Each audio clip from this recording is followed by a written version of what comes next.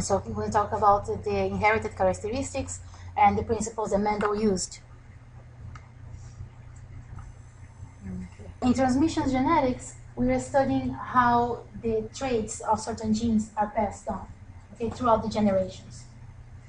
We knew that based on the first chapter and all those wrong hypotheses that we have looked at, we had these erroneous ideas of how inherited information would pass. We know that one of them would be that that pangenesis idea, right? That we had pieces of information that were all over the body, and then they all got together and passed on to the offspring. Then you have this Lamarckism theory. This Lamarckism theory is a very interesting one because it says that you would pass on to your future generations all the characteristics that you have acquired throughout your lifetime. So really, I would love to have that theory happening in practice, because imagine if you're going through the course of genetics, right, and you have to really burst your brains studying, by the time you have a baby, the baby will be born knowing everything about genetics. So everything you acquire throughout your lifetime in this idea is passed on to the offspring. Okay. You also have this other idea that we talked about, which was a preformationism, that this one was talking about these minuscular babies that were present in the gametes. So the baby was all formed already, and then you burst the egg, and there we go, we have a baby. So easy. The other wrong theory was this blending. You know, remember that Angelina Jolie and the blending characteristics, everything is mixed up, right? So here is a little illustration of how blending would take place. Okay? You have one allele, this is the same gene, okay, just different alleles. So you have one allele that would have a certain flavor, and the other allele is the other flavor, one. So once you mix these two alleles, you get something that looks like a mixture, green, of the initial components. So we know this does not happen.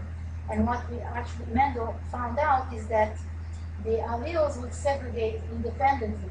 So when you mix the first two alleles, there is a chance that you're going to have a certain characteristic on the first generation, and then later on you can have different characteristics being expressed. Mendel lived around 1850, and as I mentioned before, he had experimented with peas, and he also proved that all of these other theories or ideas were wrong. He found discrete units of inheritance that passed down from generation to generation.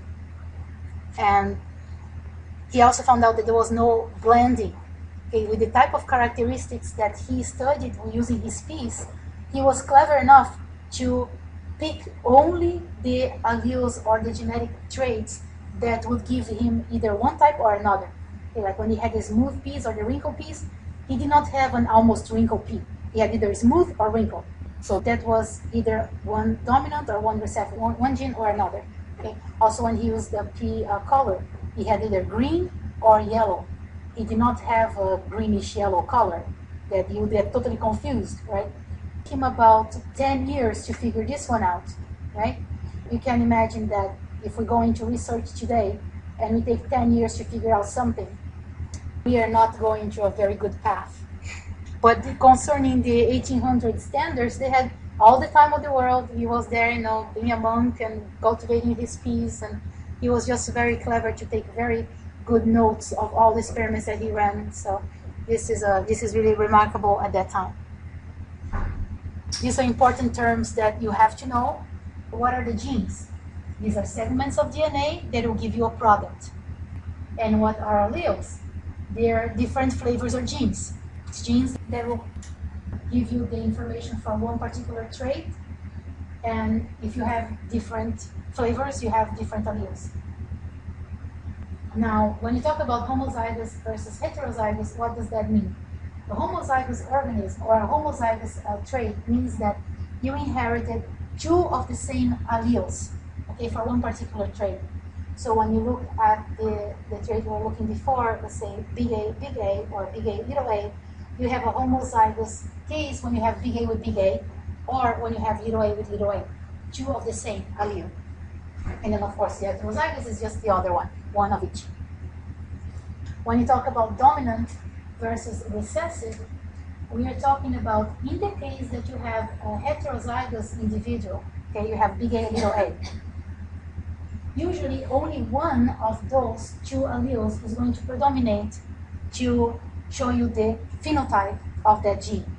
Okay, what does that mean? That means that, let's say, for example, I have the blue allele for blue eyes, and I have the brown allele, right, for the brown eyes. So I'm heterozygous. But you don't see the blue part, you only see the brown part. Because it's not that the blue protein is not expressing, it is expressing, but the brown protein, the brown expression takes over and suppresses the expression of that blue allele. Okay? So this is going to be more clear as we move along. But remember that when you have dominance, when you have a dominant gene, it doesn't mean that your recessive gene is not being expressed. Okay? It just means that it is suppressed by the dominant one. Okay? This is an important concept. So as you see here, okay, the recessive gene is masked.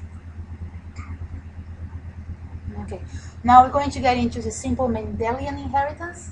I'm sure you have seen the Punnett square before, and the dominant versus recessive. So here we say that each trait is controlled by one gene. Okay, so each trait here is one gene. This gene can have two alleles. Okay, so you can have a dominant or a recessive allele. And now these people that inherit these genes, they are going to express either one or the other phenotype. Now, if you look at this one gene,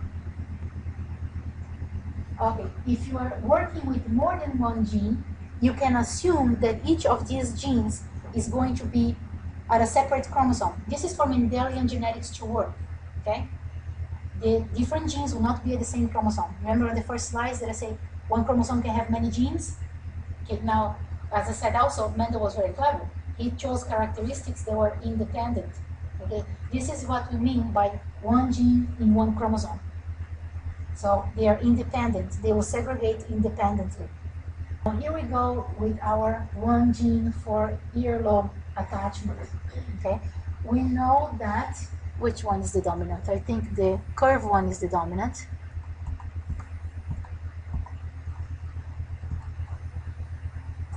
Okay, so the dominant one is the unattached earlobe. Then you have recessive alleles, they are the attached one. Okay, so now you know if you have a recessive or a dominant expression in your ears. Here, let's say for example that we made two individuals that are heterozygous. Look here, you have one dominant and one recessive. Okay, those are the heterozygous individuals. So we're looking at one gene in one chromosome. Now we're going to make these two people. We want to know what's going to happen to the offspring. This is where we apply the theory of segregation. Okay? So what it means is that the genes are going to be separated in the gametes, and one set is going to get either this or the other. Okay, so we draw our little Punnett square here. So what are we crossing there? On the top is one of the parents, and then vertically is the other parent. And now when you draw the Punnett square here, you're going to figure out what is the phenotype, the genotype and the phenotype of your offspring. Now based on this, you can predict that since the big E is dominant, when you have a heterozygous situation, you're going to have a phenotype that looks like the dominant, right? The dominant will suppress the expression of the recessive. So when you look at heterozygous, you're going to have dominant phenotype. Only when you have a homozygous recessive that you are going to have a phenotype of the recessive allele. Okay? So when you do the crossing here, you get one from here, one from there. Okay, so this will give you homozygous dominant. You get one from here, one from there, give you heterozygous. Same case here, the one from here, the one from there, heterozygous.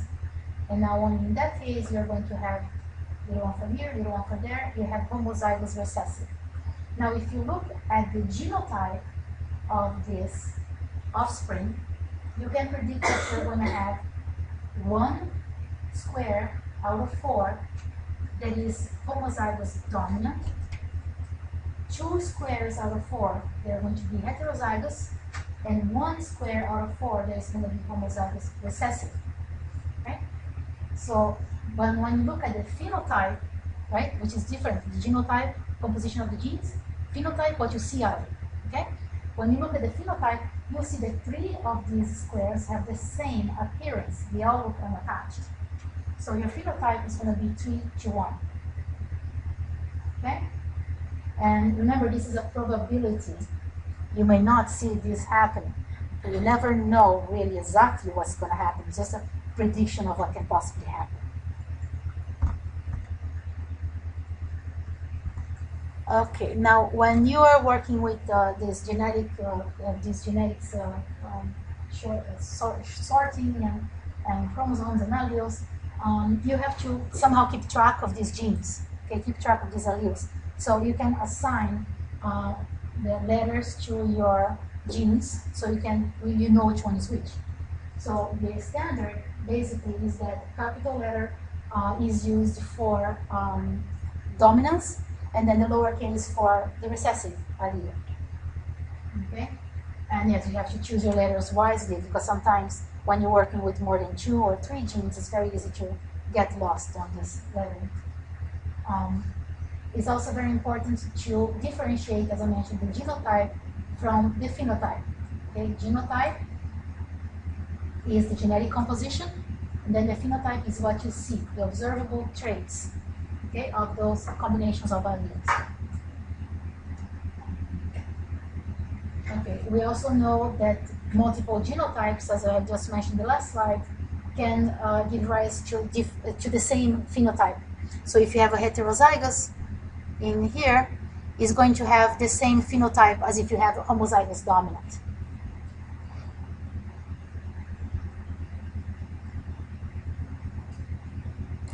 Now, when you are writing down the generations, the Mendelian Genetics, the abbreviations here are P, capital P for the parent generation. Okay, so those are the first 2 individuals that you cross. And then F1 is the first filial generation, or the first set of offsprings, and then F2 is the second generation out of the first generation. Parent, first, second. Now this coming back again, why was Mendel successful? Okay, his choice of experimental subjects, the P, right, was very easy to cultivate and grew relatively rapidly for their standards. And they also produced many offsprings.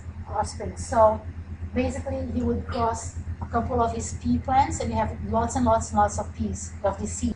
So he could get accurate counts of all of his generations, all of the generations that he chose, all of the characteristics that he chose to study. So here you see he decided to study either yellow or green, or smooth or wrinkle, or then this one is, what happened there?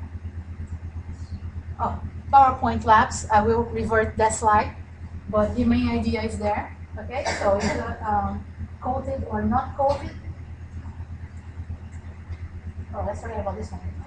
And then he also chose the position of the flower was either at the top or at branches. So he really adopted this experimental approach in which he knew that the genes were in different chromosomes. They would segregate independently. Okay, now here looking back at this, let me see. Okay, looking back at the earlobe expression, we know that one gene is in one chromosome. So here you will either inherit the dominant form or the recessive form of the allele. Now this is a very important point of this slide, okay, which is the theory of segregation. We know that each 2 copies of the gene are going to be packed into separate gametes. One allele is going to go to one gamete, and the other one is going to go to the other gamete. So this is very important for the segregation of these alleles. Okay, one gets the dominant, and the other will get the recessive if you have a heterozygous situation. Now, this is where you can predict your outcome. Let's go. I think this is just a repeat here.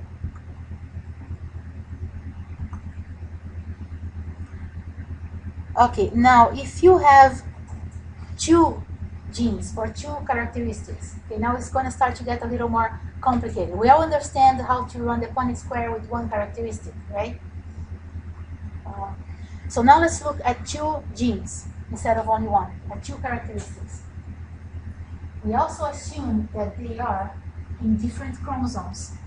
Okay, they are not attached together. They are in different chromosomes, segregated independently.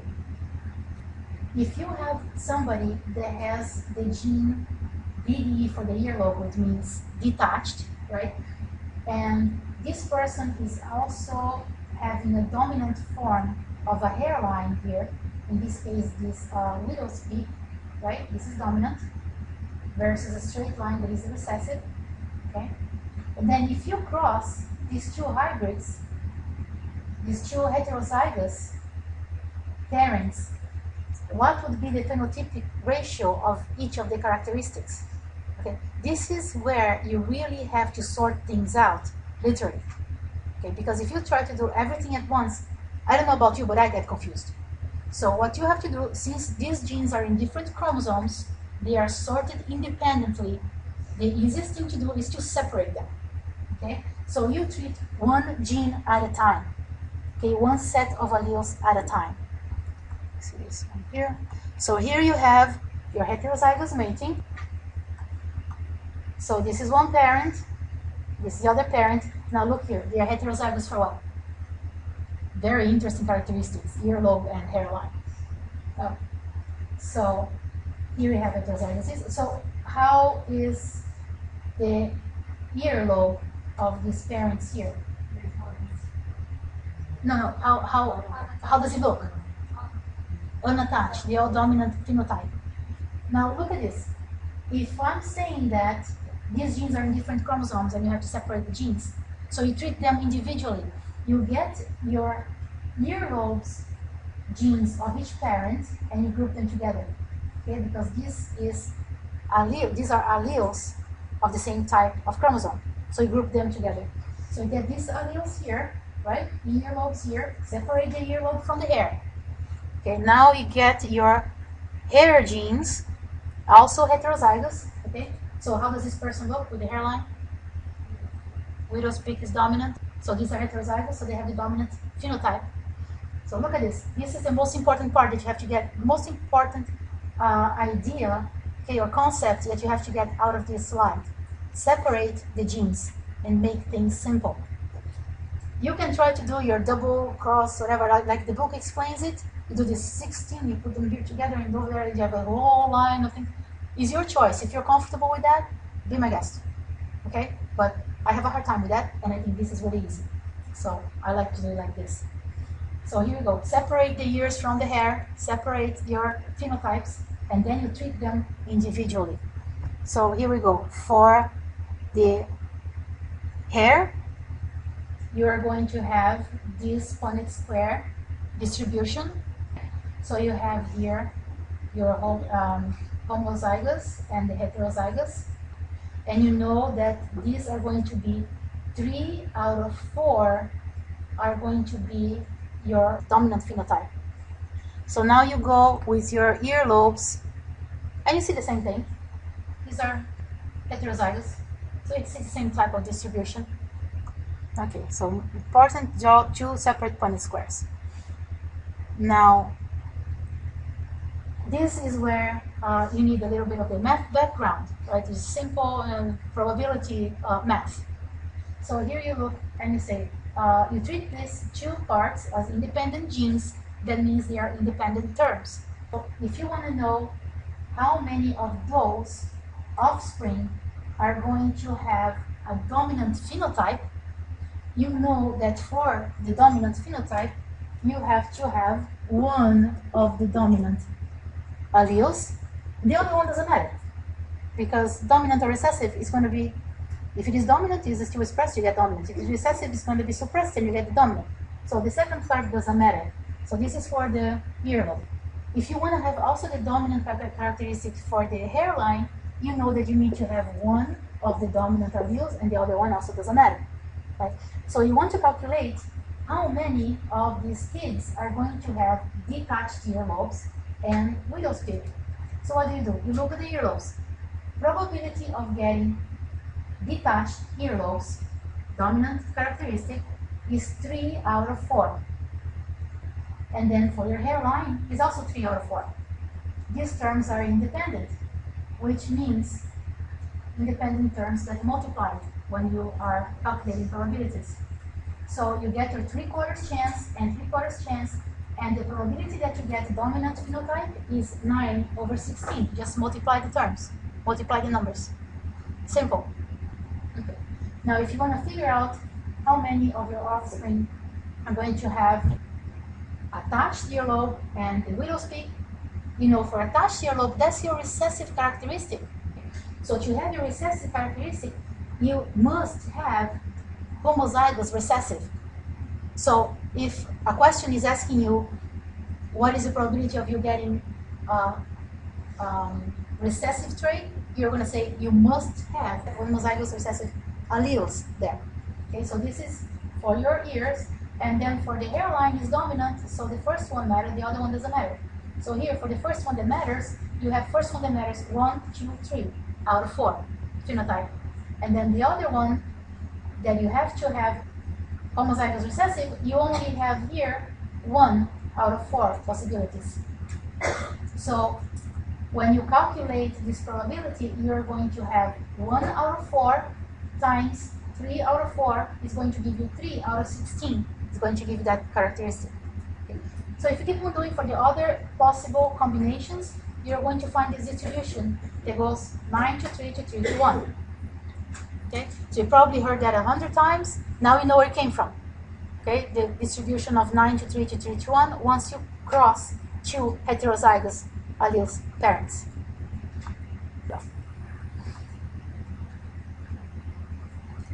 Okay, now this is an example of a problem. Okay, this is like a wording of a problem that you might encounter.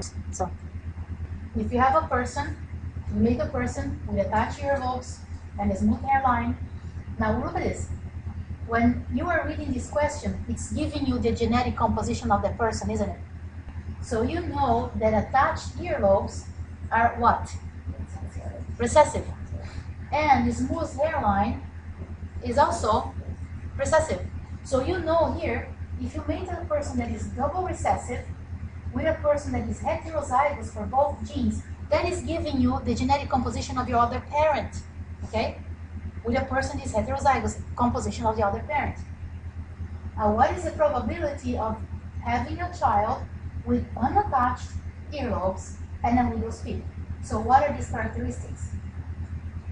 Unattached is dominant, and widow's peak is also dominant, right? So you write down what you have and what you're looking for the two genes, okay, for the two alleles, for the two phenotypes that you can have. So here we go, convert this information into the letters. So you have a parent one that is attached and smooth, means homozygous recessive in both cases. Parent 2 is heterozygous in both cases. Now, offspring, what is the question? The offspring will have widow's peak, which means dominant, second letter doesn't matter, and unattached earlobes, that is going to be one of them dominant, I messed up the letters here, and the other one doesn't matter, right? So you want to see what is the probability of having a child like that. So now, what do you do here? Now, what's happening here? Remember, separate the genes. One of these Punnett squares is going to be for your ears, another one for the hair. Hair and ears do not go together. Okay, one for the ear, one for the hair. Do the Punnett square. Then, ta-da, another one. Ta-da. Now, what happened here? What happened here is that when you have recessive crossing with heterozygous, you have a 50-50 chance of getting either one or the other phenotype. For this case, for this Punnett square, you get 2 out of 4, or 1/2, that can be dominant earlobe, and also with the hairline, it's the same situation. So you have half of it that can be dominant hairline, and now you just do the math. You have to multiply the individual probabilities. Remember, independent terms get multiplied, right? So you get here 1/4 or 2 out of 8. In this case, it's 2 out of 8. Okay, now we're going to expand this Mendelian principle a little bit more. Now, this is very important because you're going to have to bring up the math you took before. So here we go. If you spin 2 coins, you want to calculate what is the probability of getting heads in this case.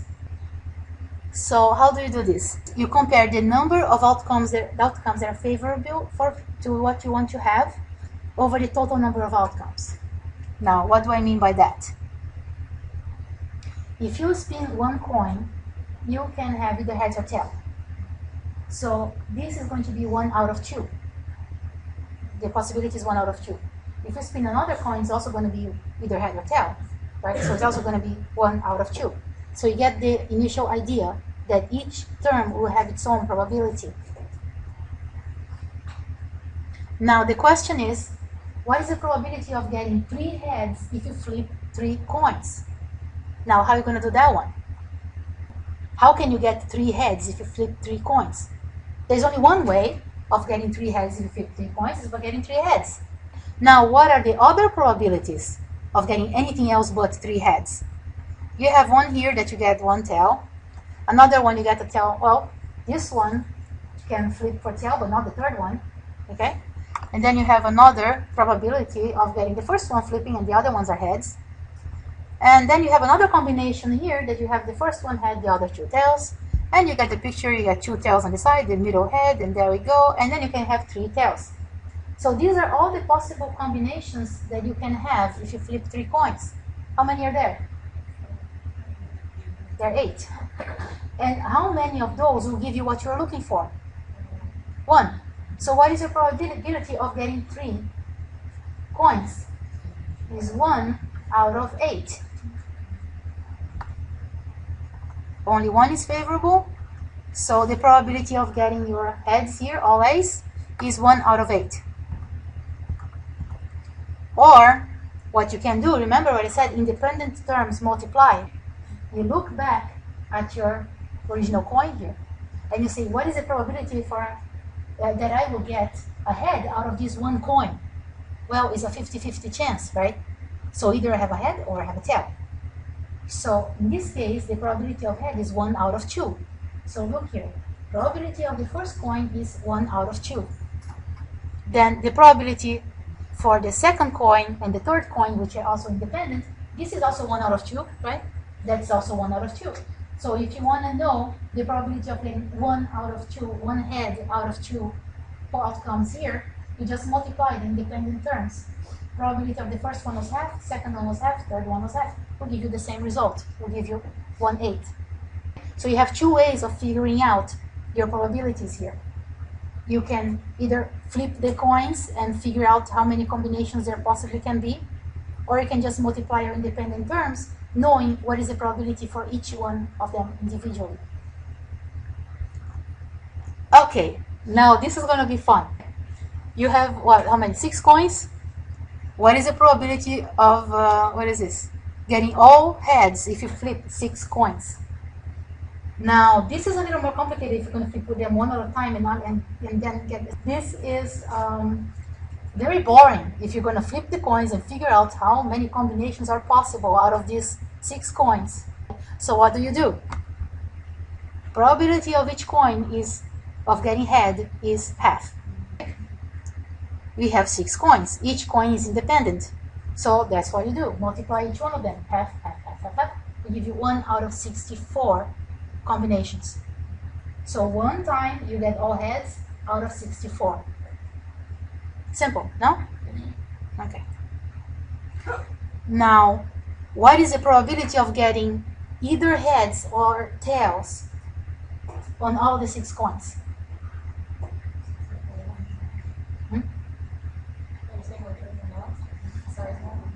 Yes, the question is, what is the probability of getting either heads or tails out of the 6 coins? 100%. Yes, this is just a test that everybody's awake. Is 100%. Okay, now we are going to talk about 3 diagrams. So what happens when you have, let's say you have it in a bag, okay? You have 7 blue chips, coins, stones, whatever you call it, seven blue circles, and you have in the same bag 3 red stones. So now you go put your head in the bag, you pick one, and then you see what it is, and you replace it in the bag, and you pick another one. Okay? So now you're going to see what is the probability of getting a blue stone out of this. Well, if I put my hand in there, I have 7 blue out of 10, all of them inside the same bag. So I have the first probability of picking a blue being 7 over 10. And then if you pick it and you see it's red, what is the probability of picking up a red? It was 3 over 10 of them. Now you put them back in the bag and you pick another one. Now your second pick here for the stone, what is the probability that you're going to pick a blue one? Well, it's the same one as I had before. I put it inside the bag, right? So it's 7 out of 10 for another blue. And then probability of picking my second one, red, is also 3 out of 10 because I replaced that one back in the bag. So you see how it's starting to branch here. This is my first pick, that's my second pick. Okay? Then you go back here, second pick is the same thing. Same thing as when you replace the stones in there. Now, the probability of getting this combination here, blue-blue, or blue-red, or red-blue, or red-red, you're going to calculate it. How do you do that? You remember that independent terms multiply. So you get each probability for a particular situation, since it is independent of the next one, you multiply these independent probabilities. So here you have, to get the probability of getting both of them blue, you have the first one right here, 7/10, times the second one, which is also 7/10, will give you 49 out of 100 of picking this combination. Now to pick blue and red, you have 7/10 times picking a red here is 3 out of 10, will give you 7/10 times 3 out of 10, will give you 21 out of 100. Same thing for the red and blue, same thing as blue and red. Those are your heterozygous combinations. And then you have red and red. What happens here? To pick the first red, you had only 3 chances out of 10. Right? That was your probability. To pick your second red, you had 3 out of 10. So when you want to pick 2 reds, you have 3/10 times 3/10 will give you 9 out of 100 picks. You're going to pick that combination. And then, of course, the total is 100%. To make sure that your math is correct in here for each of the conditions, always add up these numbers and make sure you end up with 1. Okay, because the sum of all the probabilities will give you 1.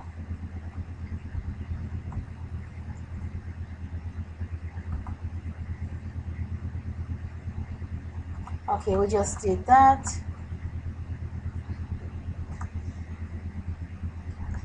Okay, now we're going to the example of the book, and we're going to talk about the case of the albinism, of children with albinism. Now, we know that the albinism, the albino trait, is a recessive trait. So if a child is going to be without the melanin pigmentation, you know that it's going to be homozygous recessive. So now, if you have heterozygous parents,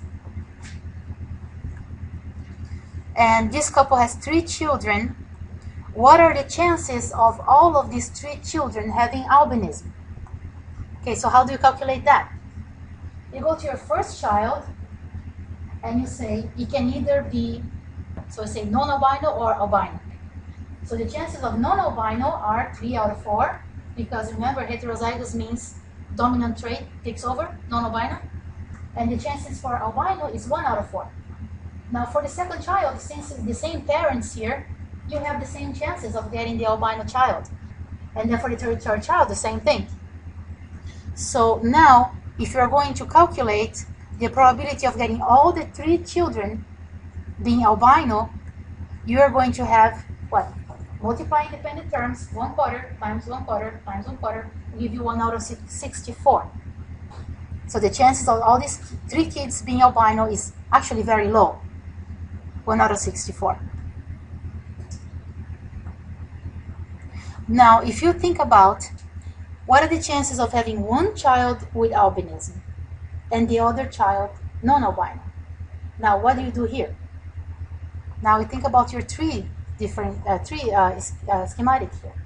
Okay, the chances of having the first child here, see, this is going in organized way for that tree. First child non-albino, the chances are 3 out of 4. Okay, no problem. First child non-albino, here albino, the chances are 1 out of 4. That's the first branch of the tree. Now for the second child, the same thing as with the stones in the bag. Okay, second child, the probability of getting non-albino is 3/4. Same thing, probability of albino 1/4. 1/4. So this is the second child branch right there. And then when you go to the third child, you have the third side of the branch. So from here, you go, okay, 3/4, 1/4, first, second, third, either this or that, first, second, third, either this or that. You know how the tree is going to branch here, either one or the other. Now the question is asking one child with albinism. So you look at your probabilities here and you go look for what is the phenotype that you're looking for.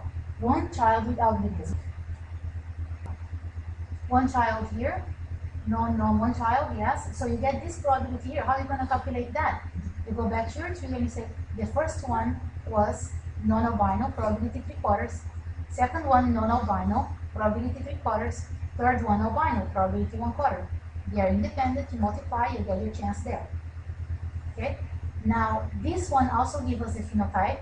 So I go back to the tree here. Okay. First one 3/4 times 1/4 times 3/4. That will give me that.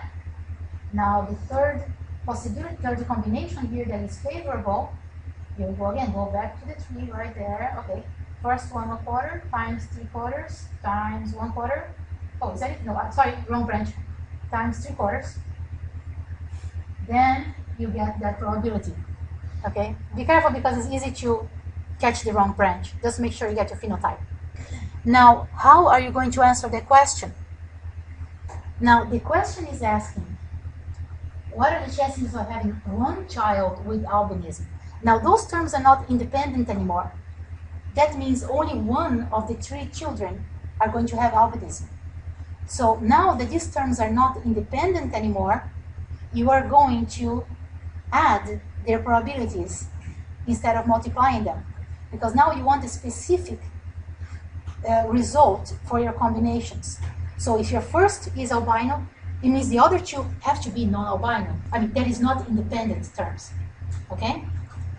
If you are determining what the outcome of the other siblings have to be, then you do not have independent terms. It's not the first case we saw before. Is that clear? Yes, okay. So now, to calculate the total probability of having one child only with albinism, you add your dependent terms here. Remember, dependent terms get added, independent get multiplied. And now you get your total probability. Now, that's the part that gets really to be a pain, because you can draw your, I don't think, you draw here. You can draw a little tree here going first, second, and third, and then third going over. And then the fourth one gets so tiny you have to really squeeze everything in place. But there is an easier way to do it. Okay, that's when the binomial expansion comes in handy. So the P here, we say, is the probability of one of the events. In this case, the P here is going to be the albino. So now the Q is the probability of the other event. So the Q is the non-albino. The N is the number of times that the event can occur.